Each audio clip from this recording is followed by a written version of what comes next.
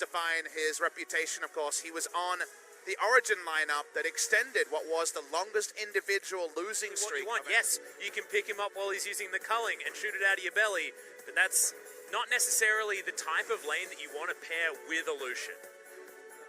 It definitely looks like turret dive bot lane all day long if you can on the side of Sandbox and leave Jace a bit isolated on the top side. OnFleek's aggression on the Camille has been waiting for his Camille cooldown. You can see 3 seconds on hookshot. Yeah, Rascal going to get slowed down here, gets bonked back towards OnFleek, who doesn't quite have that hookshot available just yet. Redemption going to come in from Neon, but he's still going to go down most likely. Hookshot's going to be there, the flash, and OnFleek nails the gank topside for first blood. That was actually pretty next level when it comes to how to play that out. Everyone was... Rascal shows himself, and now there is no flash.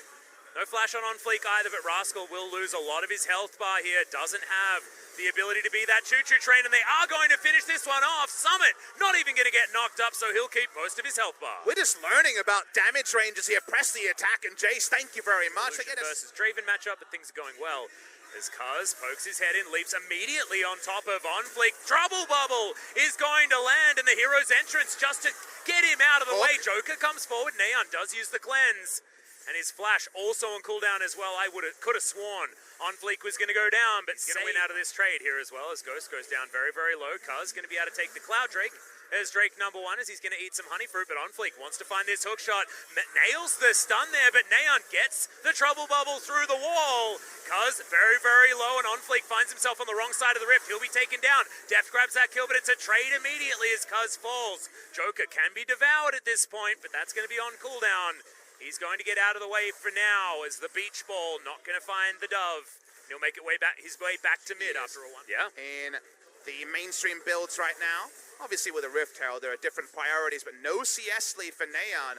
No roaming just yet, but with this Drake control, the ward's not actually going to allow Kingzone to interrupt this unless they fully commit. Yeah, and all that information was actually there for Kingzone as well, but they decide they're not going to sadness when play isn't necessarily going his way here in the LCK. Nice little trade here from Deft. He gets to press the attack procs. A lot of damage on the Ghost. Cuz looking for it. There's the flash. Gets the leap strike. Doesn't get the W. A hook lands. It's a beautiful one. And Cuz, he avoids the whirling death, but it's not going to avoid the death of himself as the Kha'Zix is going to be taken down. Rascal now has the shield there, but it will dissipate.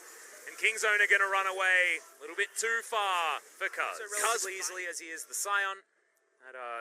Cannon minion will go down, and as we tick over to 20 minutes, we've got an engaged. Neon gets flashed on by OnFleek, does have himself the stopwatch available though, and Joker saves his life. Whirling Death picks up so much damage, and OnFleek gets another hookshot, gets in on top of Deft. The red buff going to tick down, but not enough to take out the Lucian. Now Tucson eats himself the grey health to keep him alive as OnFleek is engaging absolutely everywhere. Eventually gets taken down by a stray paddle star, I believe maybe even a trouble bubble as Neon gets one on the back end. And Ghost, he backs away, he takes out a Mountain Drake, and it feels like Sandbox, their jungler is 5 people at once. And he's the one that's separating the two teams because they trade up in terms of kills while Ghost just pops down and says, well, screw this, I'm taking a Drake.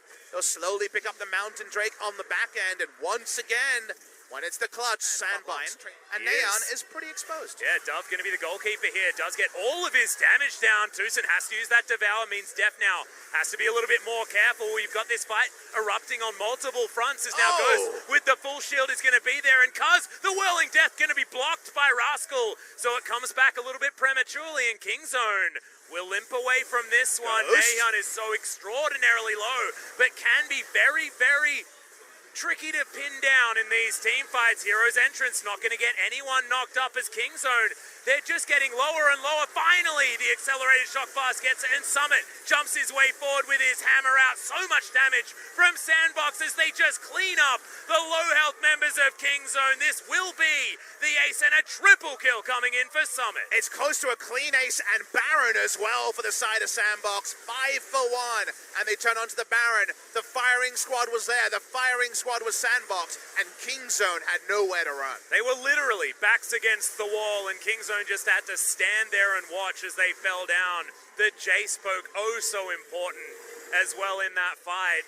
You're going to have a look at this one again, and the positioning just didn't work. And because he was popped over, Neon knew he had to eat some damage, but Dub actually gets the full rotation, almost 100 to 0, onto the Zoe there to start the fight, and then the moment you're cutting to the left, you know you're done here. There's 2 high health bars and mana bars on the side of Sandbox. Ghost doesn't play it ideally and has to reset his positioning, but there's no more beef here for King's Zone. They allow Rascal's health bar to be used, the Devour to be used on the Scion, thank you very much, and you just walk up and know that it's either a clean ace or close to, and close to is good enough for the side of Sandbox Gaming. Yeah, we heard in the pregame that Dove is a little bit underrated. A lot of the players talking about that, and honestly, he did the full round of spells on the Zoe and then did exactly the same thing to Cousin, almost, remember, but we've just got Baron buffed minions smacking their heads against these turrets. Sandbox Gaming, so many different options. Not very many wrong decisions to make here as, yeah, King's Zone going for one last-ditch effort, and Ghost still hasn't fallen down yet. Hero's entrance just to zone everyone away as Cuz gets hit by the Whirling Death, but does survive for the moment. First kill will be over to OnFleek as King's Zone start this one up. It's a really good knock-up onto Dove, who wants to get himself the taunt. Justice Punch comes in, finds a double instantly onto Deft and Neon. How did that even happen? I thought he was caught, but who caught who? Is now Joker wants to get the flay onto Rascal, who doesn't have many options. He picks up 1 kill. Now will find himself the Blast Cone, but is taken down by Ghost. Summit will be here as well, as Ghost not going to get taken down by this zombie. Most likely is Summit. Almost allows that one to happen, but slows down the zombie Scion. In every single way, that was the epitome of you spoke too fast, a team fight. A lot happening on both sides. I was focused on the bot side, only noticing towards the tail end of the fight that OnFleek was fighting against 3 members and zoning them for a good 15 seconds as a Camille. This is not a Camille with a Guardian Angel. This is damage Camille, but the zoning job there was so important because Ghost was out of this fight in terms of damage. Let's try to fully unpack what happened over the course of a long fight. This is a great all-in timing from King's Zone Dragon X. If they're not 10,000 gold behind, maybe this is super successful because Ghost probably dies the first round of damage. But watch the top side as OnFleek wastes the time of Tucson, Deft, and Neon. That's all the damage. And also the peel support's time being wasted. Then you're going to be drawn to this as Dove says, you know what? I'm going to go in and gets the 2-man taunt into killing both carries. Can you do any more as a damn Galio? It's just disgusting amounts of damage. Yeah, OnFleek looks for it again. The double kill. Probably going to come in. No, it's not. OnFleek deserved that one, though. The kill into hookshot looked glorious from this guy's Camille. These new players come in and they make Camille look like a completely different champion here in the LCK. I think that might just be GG. Look at the death timers here. We're pushing up. Death's out of position and Sandbox want to end the game. Yep. Neon, not a lot he can do either. The culling is going to come forward, but the turrets are falling down. OnFleek will die, but it will be a trade for the Scion there as well. Scion dying is not so bad because you can kill the minion wave. Next minion wave is a while away. Can they finish on this push? Not entirely sure. The Baron buff has, of course, worn off. Sandbox still with 4 members, still pushing up towards this last remaining Nexus turret. Remember, they've got a lot of damage with the Jace available at the same time. Tucson jumps forward. He's just going to explode before the Grey Health can even be used as Cuz wants to get an extra kill. Hero's entrance is going to reposition the Galios. Now, Cuz, does he have enough? No, he does. Oh, Sandbox. Able to take him down, and Sandbox, have they bitten off more than they can chew? Guardian Angel now down as Ghost goes into the stopwatch. Def trying to do more. The empowered shock blast is there, and Summit will finish off the Nexus. It was messy, but it was finished. Unconventional, but successful on the side of Sandbox in 2 different ways over 2 different series. 4-0 is still a surprising spot to find Sandbox at the end of their first week of LCK play ever. And 0-4 is the new norm for King's Zone Dragon X. They have a lot to work on coming into week 2 of LCK Spring. And it's just not the result that you'd expect coming into the LCK, but one we're getting used to now.